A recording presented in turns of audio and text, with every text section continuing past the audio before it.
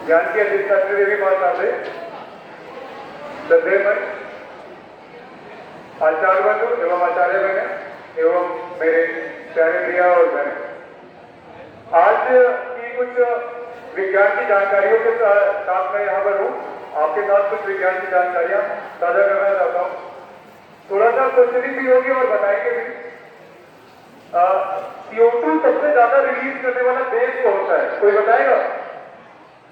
CO2 carbon dioxide कौन सा देश सबसे ज्यादा रिलीज करता है?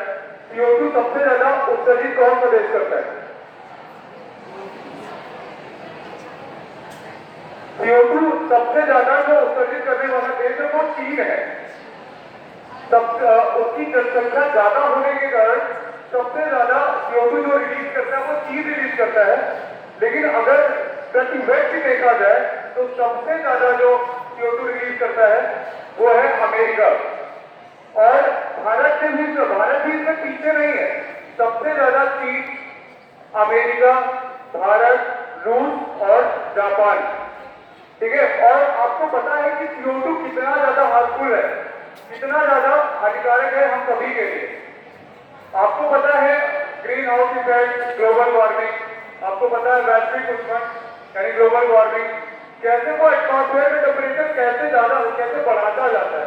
तो चलिए CO2 कैसे यूजफुल है हमारे लिए या कैसे हार्मफुल है, हम इस पर कुछ टॉपिक देख सकते हैं।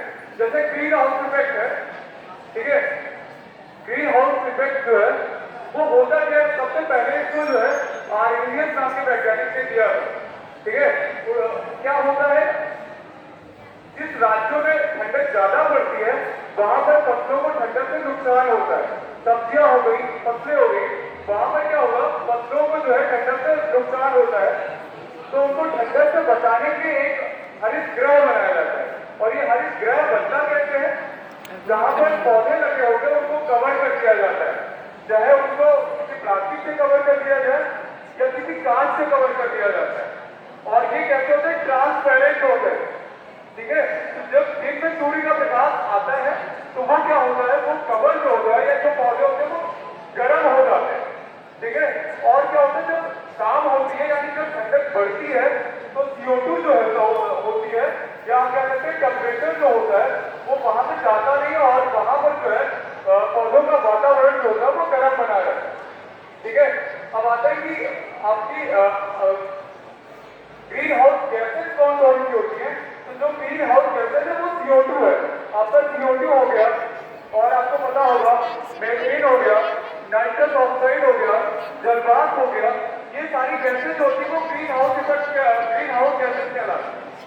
और इन गैसों का जो मुख्य कारण होता है वो तापमान को एब्जॉर्ब कर लेती है, और तापमान को एब्जॉर्ब कर लेती है, जिसके कारण CO2 बढ़ने के कारण जो वातावरण का तापमान होता है वो क्या होता है, बढ़ जाता है। और आपको पता है जब CO2 बढ़ती जाती है तो वातावरण का तापमान जो होता है वो बढ़ता जाता है। क्यों बढ़ता जाता है?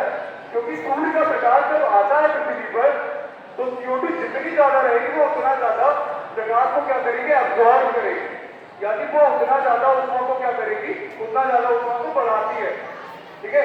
जिसके कारण क्या होती है, ग्लोबल वार्मिंग होती है, यानी वैश्विक ऊष्मन होता है, ठीक है। वैश्विक ऊष्मन होता है। और आपको पता है वैश्विक ऊष्मन जो होता है वो वातावरण के तापमान को क्या करता है, बढ़ाता है, ठीक है। तो कोटा एक संस्था है जो अंतरराष्ट्रीय स्तर से बनी है, ठीक है। ये जो संस्था होती है वो ग्लोबल वार्मिंग को जो है कंट्रोल करती है, ठीक है। जैसे मैं बताऊं कि अमेरिका जो है वो सबसे ज्यादा CO2 जो है वो रिलीज करती है, ठीक है। तो उस पर प्रतिबंध यानी कोटा नाम की संस्था जो उस पर क्या करती है, प्रतिबंध लगाती है, ठीक है। अब दूसरा मैं कुछ बात कर लेता हूँ। आपको पता है नाइट्रोजन गैस का मुख्य उपयोग क्या है, कोई बताएगा? नाइट्रोजन गैस का मुख्य उपयोग क्या है?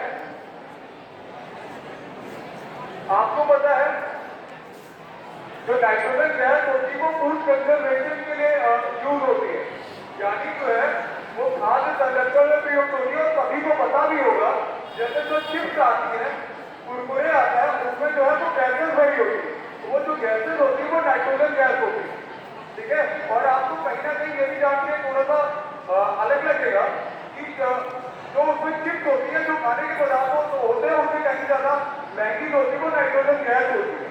तो नाइट्रोजन गैस का जो मुख्य उपयोग है वो फूड कंजर्वेशन के लिए होता है, यानी खाद्य संरक्षण के लिए होता है। और भी क्या इस्तेमाल होता है, नाइट्रोजन गैस जो होती है वो क्या करती है, मॉइस्चर अब्सॉर्ब करती है, यानी नमी को अब्सॉर्ब करती है।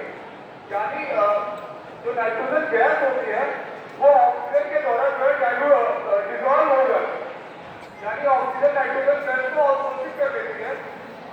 और ऑक्सीजन में जो मॉइस्चर होता है, यानी जो नमी होती है, वो नाइट्रोजन के द्वारा अवशोषित कर दी जाती है। तो जब नमी नहीं होगी तो क्या होगा, जिसके कारण नाइट्रोजन के कारण जो है जंग नहीं लगता। अगर ये टायरों में ऑक्सीजन जो भरी होती है, कहीं ना कहीं उसमें नाइट्रोजन गैस होने के कारण जो क्या नाम जो रिंग होती है उसमें जंग नहीं लगता है, ठीक है।